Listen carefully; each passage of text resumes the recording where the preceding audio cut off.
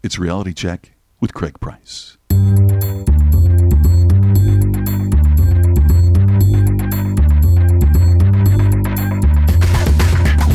I'm an idiot. 4 minutes in and I'm already wrong. I'm like a monkey. Hello, look at me. Craig, shut up. Hey, I need you guys to do these things. You're like a beautiful mind. I'm more like Forrest Gump. So it's Reality Check with Craig Price. This week, Allan Karl joins me to talk about traveling the world. Welcome to the podcast, and I appreciate you listening. My guest this week, Allan Karl, is one of those convention buddies we all make. I go to the National Speakers Association convention every year. You know this. And when you go year after year, you start collecting friends. You may not see them at all at any other time of the year except at the hotel bar during convention, but when you do see him, it's fantastic, and Allan is that kind of guy. We always have great talks during convention, but, unfortunately, our paths in the real world never cross, which is odd because we both cover a lot of ground throughout the year, speaking and talking. He's everywhere. I'm almost everywhere, and yet the only time we get to see each other is once a year for 3 days in whatever city the Speakers Convention is at. So when Allan mentioned he was starting a Kickstarter campaign for his travel/photo/coffee table/cookbook called Forks, A Quest for Culture, Cuisine, and Connection, I wanted to help. He's been all over the world with his motorcycle, blogging and taking pictures, and the end result is this great, beautiful book that he's made, and I thought this would be perfect for the podcast. And as he's using Kickstarter, there is a goal in mind, and he's met that goal. But just because he's met the goal doesn't mean you still can't donate and buy the book. Head over to Kickstarter.com and look up Forks, knife, spoon, forks. Look up Forks, and you'll find it. I don't have anything to personally plug this week. The podcast awards haven't released the nominations until tomorrow, the 16th, if you're listening to this day of. But if you're listening to this after the 15th, well, maybe you can go over there and check them out and see if we're in the running for Best General Podcast. This time you can vote every day, and I encourage you to do so. So if you go to podcastawards.com and you see that we're nominated for something, you can vote for us every day, and I certainly hope you do. Even if the show isn't nominated, there are lots of great podcasts that need your vote, so head over to podcastawards.com. But enough of struggling to find things to awkwardly promote. Let's get right to today's guest, Allan Karl.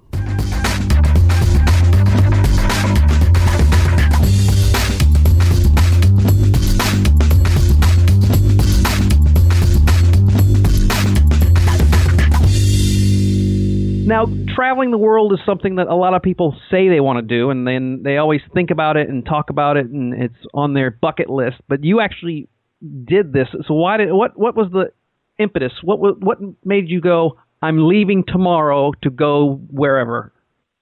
Craig, you're not going to believe it. I mean, a lot of times I get that question, and I look for the real honest to goodness truth, and jokingly, of course, I say as well, I was taking an extreme route through a midlife crisis, and it's probably not so far from that. I actually had been working for a digital marketing agency. I had co-founded this agency. I was actually in Las Vegas for a corporate strategy meeting with my 16 partners, and it happened to be on 9, 10, 11, and, the 9th, 10th, and 11th, and 12th of September in 2011. I had a meeting the morning of the day before 9/11 with basically the board of managers of this company, and I kind of walked out of there with a funny pit in my stomach. It just didn't seem like I was in the right place anymore. The next morning, the towers fell, and I kind of woke up and eventually rode the 5 hours back to Southern California, and next day wrote my resignation letter. And at the time, I'd been struggling with marriage, and within a few months after that, my wife of 7 years and I decided amicably to part ways. And I started another company. That's what I was meant to do. I thought anyway. I was always an entrepreneur, but that was unfulfilling. So I decided that with all the talk and the negative publicity in the media of how the world is a dangerous place and people are out to terrorize us, which, certainly this exists, but I firmly believe that the world is a more positive and beautiful place and full of humanity and people that are more interested in learning and discovering than they are in, doing harm. So I kind of hopped on that motorcycle to prove that to myself and to the readers of my blogs over the 3 years. And so where did you go? Where was your first place that you decided to go show that the world's wonderful? Well, you know, it's interesting. I first wanted to hit pole to pole almost. You know, I wanted to get to the Arctic Ocean. So that meant leaving California, heading north. So really not crossing any border other than our friendly neighbors in Canada. And I headed up there, and there were two reasons for that. Number one, yes, I wanted to. Never had been to Alaska, and never had been deep into British Columbia either. But it also, I was taking a very long ride, and I was packing a lot of stuff, and I wanted to make sure my kit, my motorcycle, all the stuff that I was carrying was going to do me good for. And again, I didn't think I was going to be gone for 3 years. I took a lot longer than I thought. I thought I could do this in a year or so. But anyway, that was kind of the test run up to Alaska and then back to the border of Mexico. And I did tweak the load before I crossed, because I think any traveler, whether you're on a motorcycle or traveling by suitcase, we always tend to bring too much stuff. And I did there as well. So as I went into Mexico, that was my first, place. And currently, as it was back then, this is 2006, people were, saying, "Oh, you're going to Mexico? Okay, that's dangerous." Let alone Guatemala, Honduras, and onward. But had a great experience in Mexico. Traveled 2 months through there. And my guest today is Allan Karl. He is got a new book coming out. It's called Forks: 3 Years, 5 Continents, 1 Motorcycle: A Quest for Culture, Cuisine, and Connection. And you decided to pick a motorcycle. Now, to travel the world, unless you have some kind of superpowers or you know someone who's got a lot of millions and millions of dollars, motorcycles don't fly. So how did you get, you decided to go to Alaska and Mexico, which makes perfect sense because you can actually drive to those.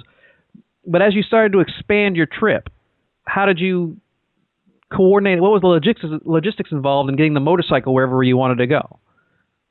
Well, yeah, it's an excellent question, because a lot of times when I do this and when I speak to audiences, I get questions all the time talking about logistics, negotiation, and literally to go into each country I traveled, I had to import, go through the documentation through customs, not just immigration, which is what we typically do when we fly by airplane or you happen to go on a cruise. You go through immigration, which requires passport stamping and all of that stuff. But with a motorcycle, they're worried that you're going to come into that country and actually possibly sell it, and then therefore the government would be out their duty or tax revenue that they would make on that.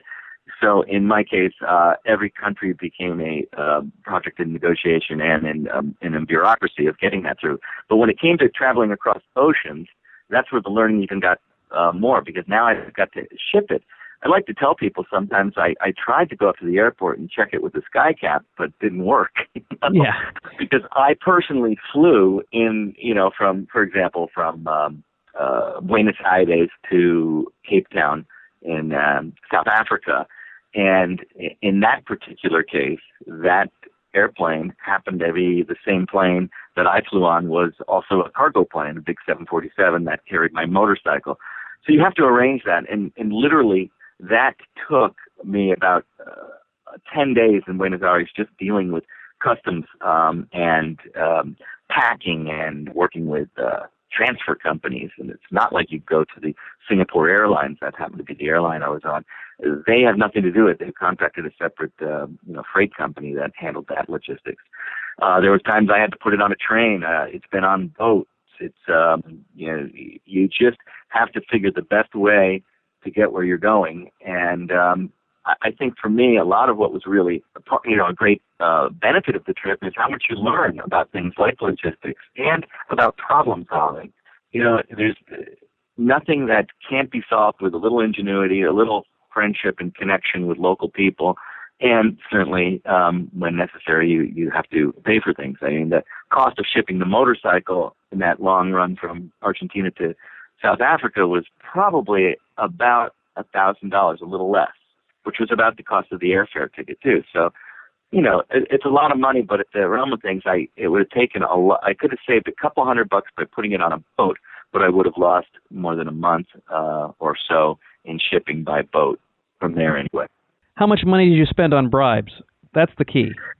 This is a great story, Craig. I made it a mantra of mine is not to fall victim to crooked cops or other border officials, etc. There were a lot of times where people were interested in delaying me or otherwise trying to create little problems. I mean, even somewhere in South America, I remember a police customs officer asking, almost not even for a bribe, but blatantly coming out, "Can you help us out? We're trying to get a new police car." You know, I think that was very funny. But I only once actually had to bribe an officer, and I'll tell you the story really quickly because it's fascinating. I am cruising in Central America, and a lot of the roads are in horrible condition, but I finally was on a nice paved road. It was twisty, windy, going through banana plantations and nice tropical lush foliage, and it's feeling that it's also really hot and humid. And I always wear, you know, my motorcycle jacket. It's a textile jacket. It's heavy. It's hot. It has little zippers that you can open up vents so the breeze can go through it. But when you're down here in Central America, it's so hot. And but as long as I was moving, the air would flow through that jacket, and I feel a little cool. Well, next thing I know, I come upon like 5 or 6 cars going about 15 miles an hour. So immediately the heat starts soaking. I'm in a sauna in this suit, it feels like. And I'm wondering what's the holdup. And each of these cars passes the what I like to call the turtle in that parade. And it was a old Renault car that had 2 different sized wheels on the back. It had chickens on it. It was overloaded with like 7 people and stacked probably 5 feet of stuff on top of the roof. I couldn't even believe it was going. So anyway, all those cars ahead of me, and I passed this car. Now, finally, the breeze is going through my jacket again, and I am happy and smiling, and those cars are blasting ahead, and I'm just smiling, and next thing I know, I hear a horn honking, and I look to my left, and there's a police officer on another motorcycle. He's got this little, bubblegum light sitting on a stanchion on the back of it about 3 feet high, and he does what most motorcyclists do. If you know a motorcyclist and you come across one when you're traveling, you always wave. So he lifts his hand and he kind of points, and I do what we always do, and I just wave back. And then he honks the horn again, and he raises his hand again, and I wave, smile. And he doesn't look too happy when I'm doing this, and he honks his horn several times again and picks up his hand and waves again, but he's not really waving. He's pointing to the side of the road. And I realized, my goodness, I've got to get to the side of the road. Well, on the side of the road, we go through this whole process, but he writes on it, on his pad, because the Spanish and English is challenging for both of us. I can get it, but he basically tells me I crossed the double line, and that I'm going to have pay a fine for this. And I asked him about the other cars that had just passed seconds before me, but apparently he didn't see them. So after a few minutes of negotiation, he inspects my vehicle. He asks for my passport, asks for the documentation on the motorcycle, the customs information, and he says to me, he's basically waiting for me to say, "Can't we solve this right now?" So finally he says, "Well, we're going to have to go down to the station." Now, what he's hoping I'm going to do is, at that point, that leads an entree into me saying, "Okay, well, let's solve this right here on the side of the road. I don't want to go to the station." But what he doesn't realize at this time, Craig, is I've got something most people don't have at this point, and that is time. And I can think of nothing more fun and interesting to go learn a little bit about a Central American police station and meet the chief that he's telling me about. Well, he obviously didn't expect that, because he scratches his head and he's frustrated in his face, and he looks at me and he says in Spanish, he says, "No recuerdo, la cerrado hasta viernes." Basically, he says he forgot. The police station's actually closed till Friday, and this is Tuesday. So at that point, I realize I'm beat. And in my pocket, all I have, Craig, is the equivalent of about $20 in one bill. I just been to the bank, haven't had a chance to change it. And I know that this police officer would take $3 or $4 for this, so to speak, ticket that I got for crossing the line. So I'm thinking, well, I don't want to give him $20 when I know he'd take 3 or 5. So I've got to figure a way to how to ask a Latin police officer for a bribe. So I basically tell him that I lost my wallet and that I don't have any other money than this, and I'm going to need to buy gas until I can get to a place where I can have money transferred to me. He looks at his bike, he looks at mine, and he had seen the spare fuel bottles I had on my bike, walks over to his motorcycle, disconnects his gas tank, and drains his gas tank into my spare fuel bottles and hands them to me. Well, at that point, I realized I'm beat. I give him the $20, and... Well, how much of the gas, how much do you think the gas cost that he gave you? The gas probably was only 3 liters. So that's not even a gallon. So I'm thinking that gas was probably about $4 or $5 worth. Okay. So that was change, though. It is right. Yeah. That was change. Yeah, you weren't. It was just a little more expensive bribe than normal because you got some gas out of it. So, now when you travel to these countries, when you arrive, do you have a goal in mind? Or, do you land in Buenos Aires and you say, well, I'm going to travel to an X destination, or is it just I'm going to go where the wind takes me? It's a little bit of both, Craig. One of the goals I set off early on the trip is to visit as many UNESCO World Heritage Sites that I could. These are sites that have been designated by UNESCO as having either a cultural or natural significance, and typically they may be troubled in some ways. So through this designation or recognition, hopefully these historical sites have the opportunity to get more attention, more funding from non-NGOs or other governments to support that. So I wanted to do that. So I was looking to that. And then in each country, I did a little research and knew that there were certain kinds of things I wanted to do. In Argentina, I certainly wanted to go to Patagonia and go to the very bottom of the world in Tierra del Fuego. I knew that in Rwanda, I wanted to go to the volcanoes and the mountains to see the mountain gorillas. And then what's great, because I can't know everything when you connect, and I spent much of my time trying to, traveling alone, you're forced to learn a little bit of the local language, and you're also forced to communicate with people. So I would always get tips from locals, and that was really good, because some of the places, in fact, in Syria, there's a place called Crac des Chevaliers. It's a medieval castle. This is right out of it's right out of the Crusades. It is just a massive castle. You hold I want to say 800 men, 400 horses, and walls with a moat and everything. I really didn't know that castle existed until I ran into somebody when I was in Egypt and said, make sure you go there. So that's how you find that stuff, is to keep your mind open.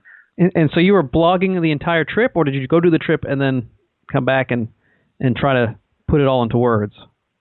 No, geez, how those things would go. I would never have done that. I literally blog almost every day. There were times I just had to check out, but a lot of folks, I think, oh, you're traveling around the world. How nice is that? Eating, meeting, and greeting, and doing all that stuff. But I would get to an area sometimes and spend a whole day or two inside, uploading my photos, writing the story, editing it, catching up with the days that I might have been traveling and didn't have that choice. So I would do it almost every day. I forget, I want to say I've got, out of the 3 years, there's more than 800 posts.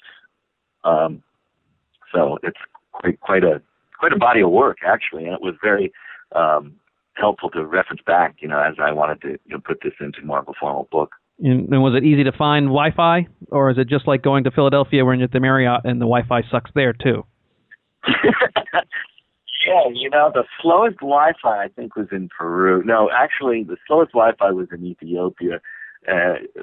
But you could find it everywhere. But and then you go to internet cafes and they'd have a modem. And this is crazy. In some places there'd be like a modem connection to the internet in an internet cafe, where, and a lot of these places, are very impoverished and people don't have their own computers. It's not so easy to get connected. So they've got these, vintage, mid to late 90s PCs, 10 of them in a dark room, and all these people are in there playing games and doing stuff like that, and they're all connected and sharing, just like I don't even know how many baud, what did we used to call modems? I can't even remember how much kind of speed it is, but you'd have 10 people sharing one modem.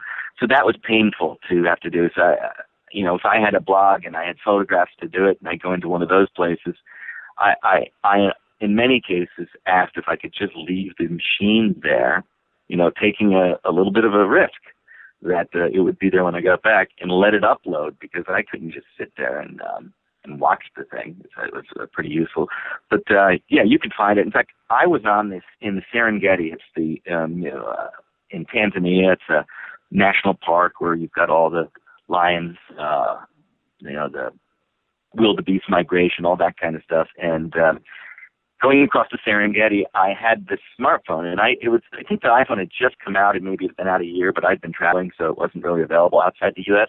But I had a very high-tech phone, a Sony Ericsson smartphone at the time, running Symbian software for those geekies who are listening to us. And I was able to tether that cell phone. So I basically would buy a SIM card, buy a data plan from a local carrier there. And the Serengeti means endless plains, so there's no obstructions, there's no mountains.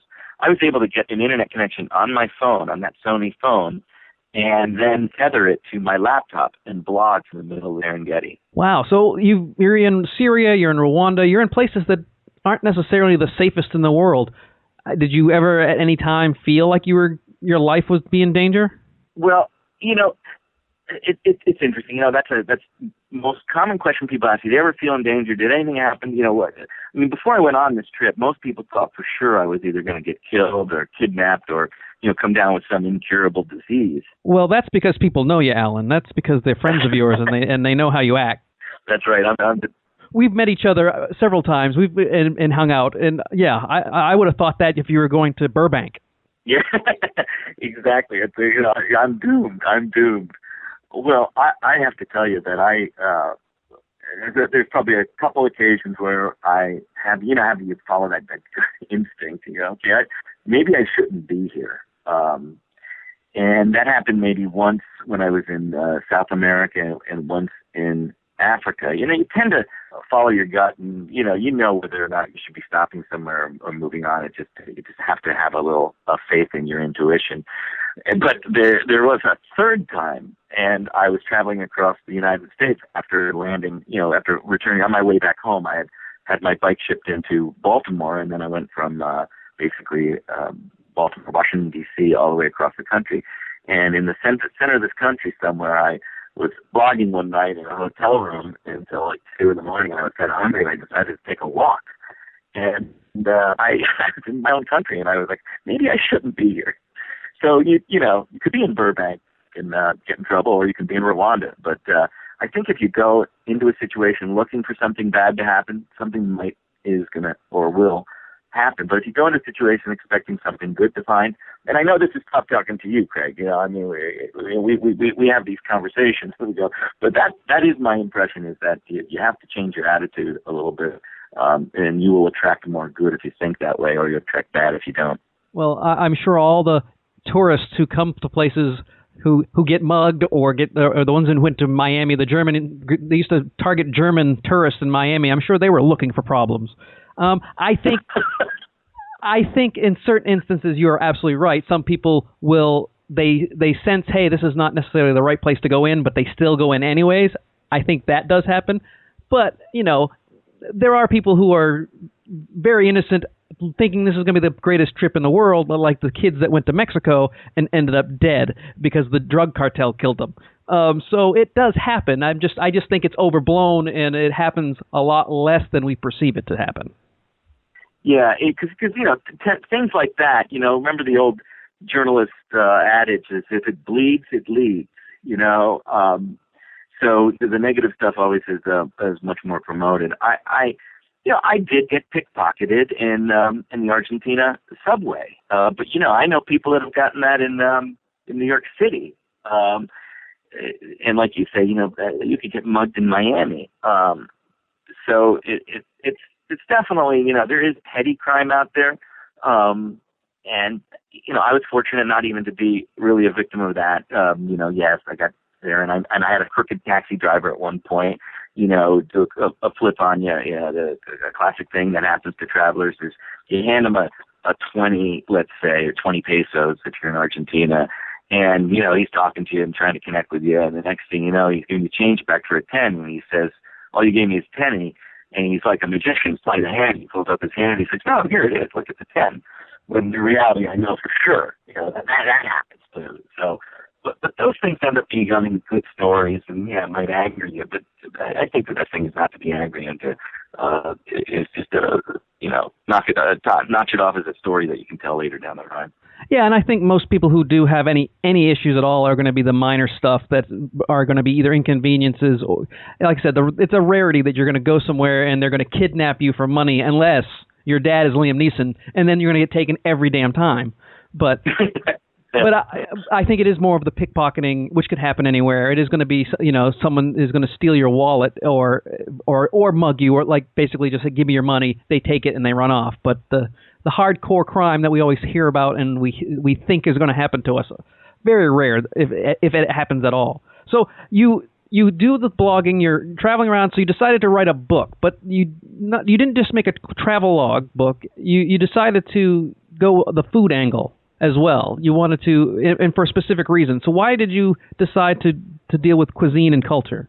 Yeah, so great question, because I believe, one of the things I think anybody who is a traveler and really is looking to have an experience as opposed to cocoon themselves into a, all-inclusive resort, somebody that goes out and interacts with people and tastes the local food and sees the local sights, to experience a place. I as good of a writer as I think I could be, I am. I believe there's some things that words just can't do. Not the old cliche is a picture's 1,000 words. So I realized that it's not even just a picture that can tell the story.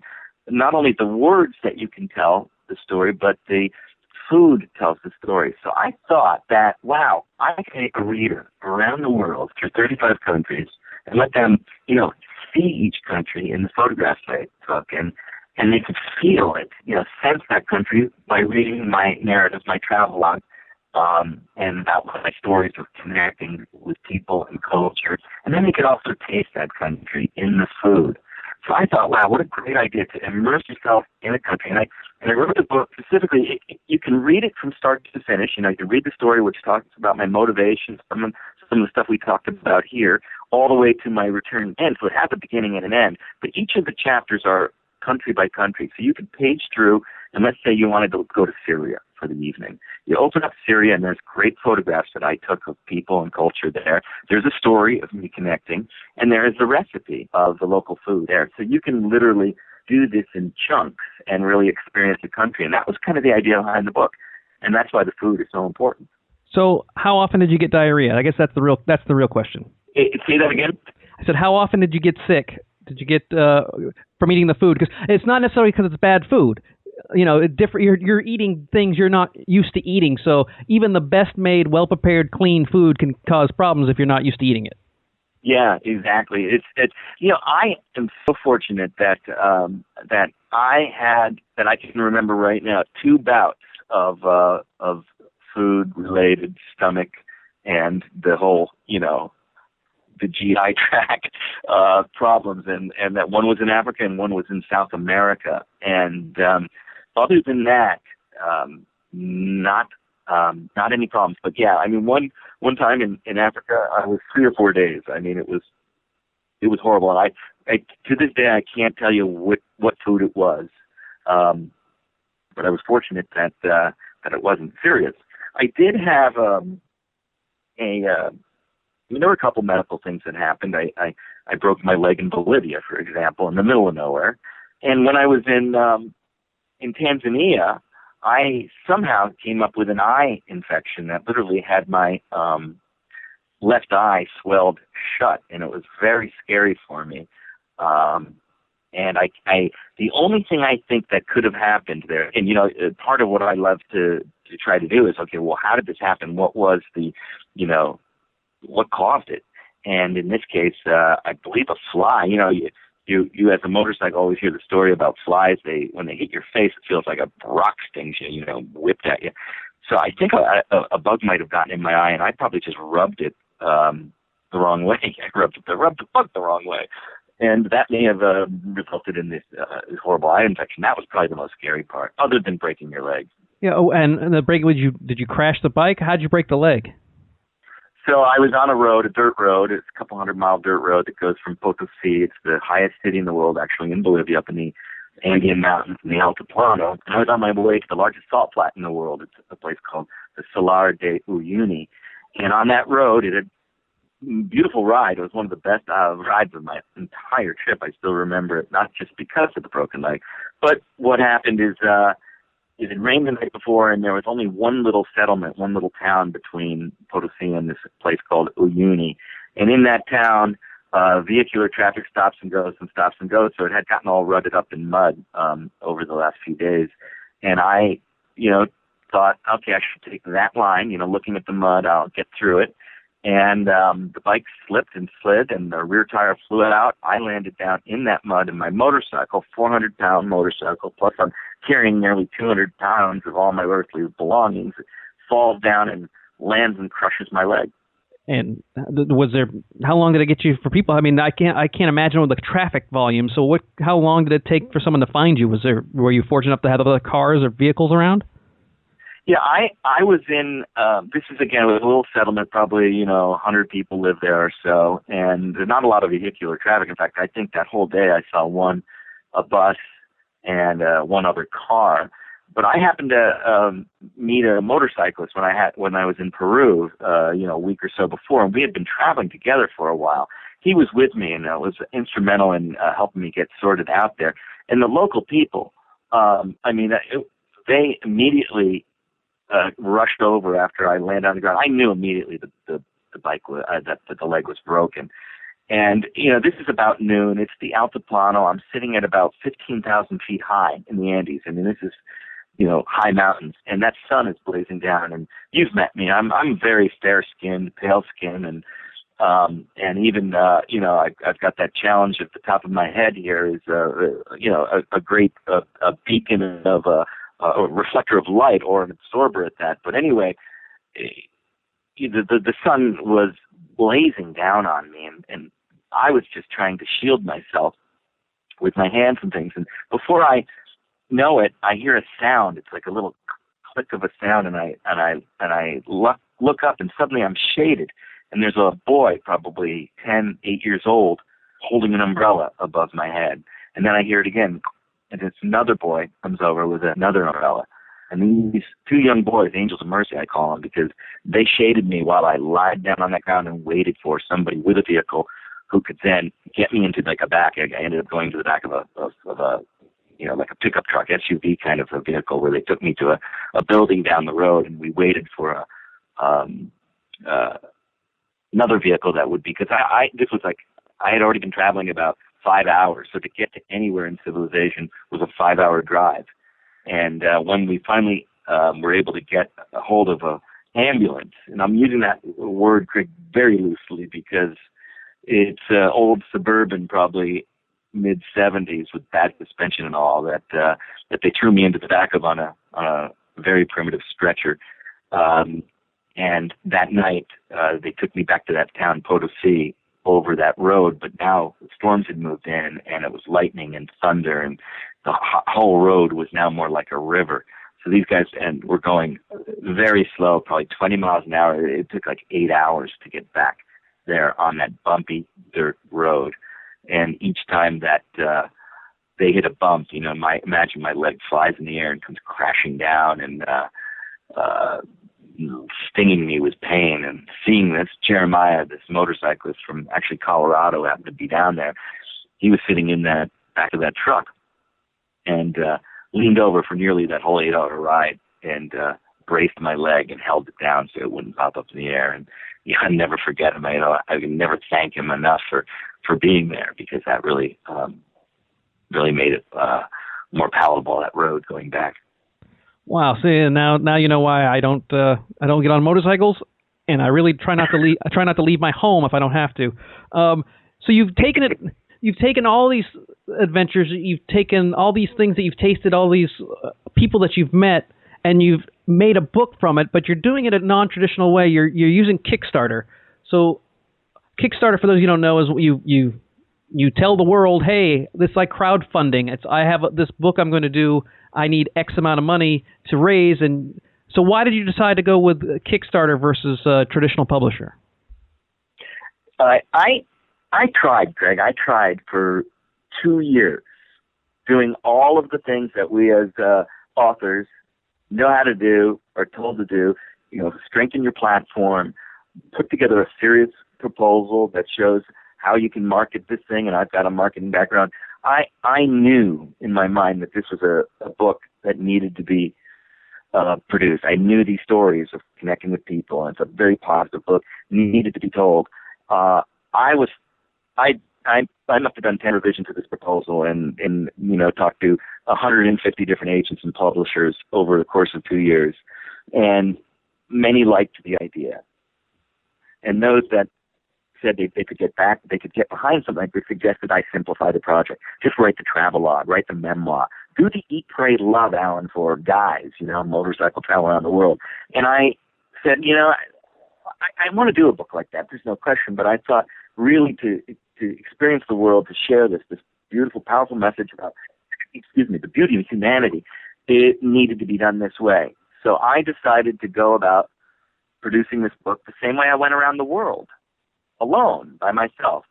But yet, even though I was alone, I was never really alone, because if I'd ever turn around, and I say this, it's something it's a buzz phrase they say, if I was ever lost, lonely, or hungry, I just turn around and someone was always there.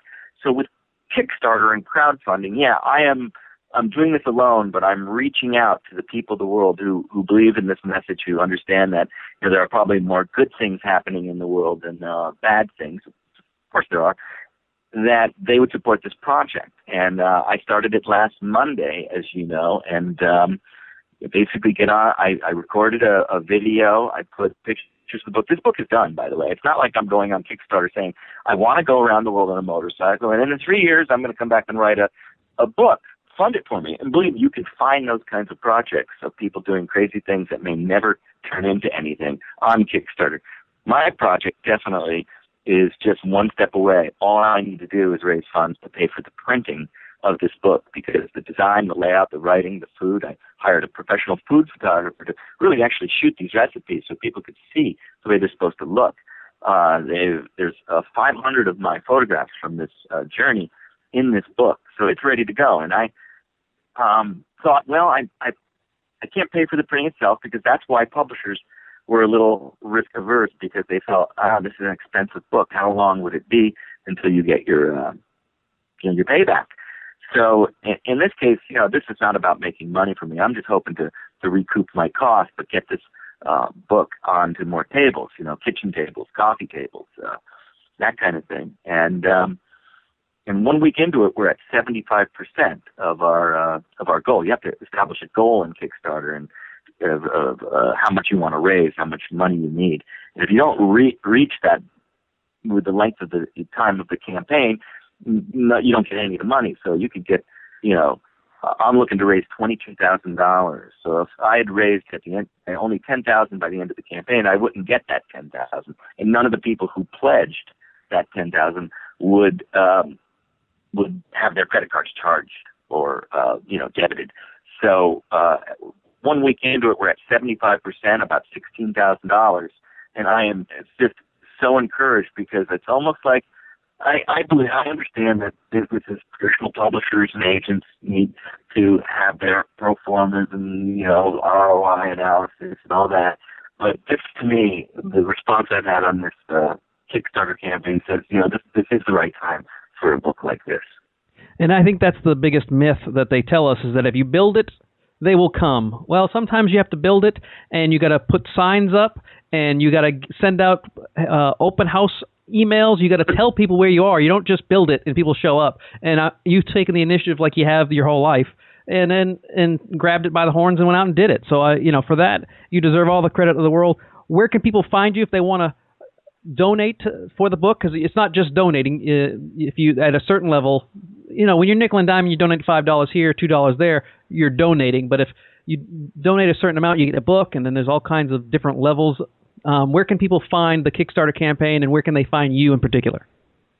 Okay, the Kickstarter campaign is, you can certainly go to Kickstarter and search for Forks. That's the name of the book, Forks, a quest for culture, cuisine, and connection. But I've got a website called forksthebook.com.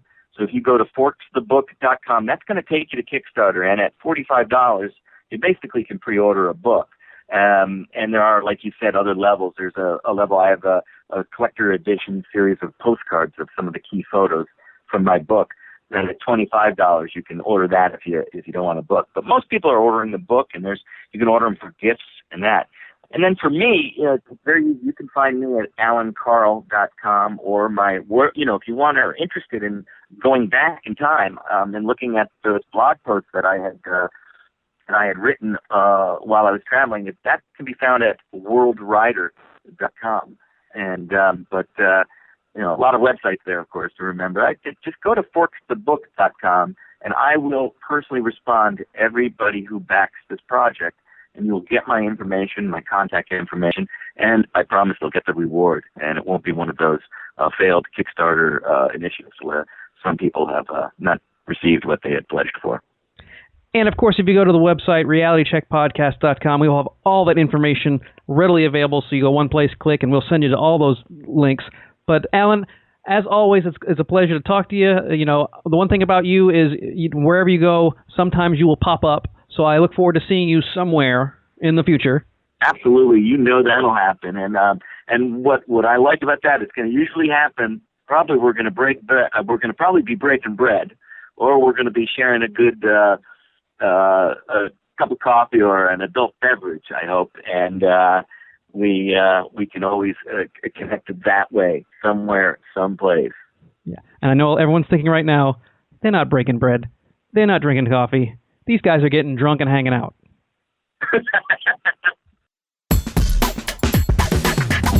That's the show. Thanks to Allan for joining me. Sorry for the weird sound issues. I think I have it resolved for future shows. I'll blame Allan and his international phone plan for now, even though it's all my fault. Follow the podcast on Twitter at RealityCheckPod. Join the mailing list at realitycheckpodcast.com. Like us on Facebook and add us to your circle on Google+.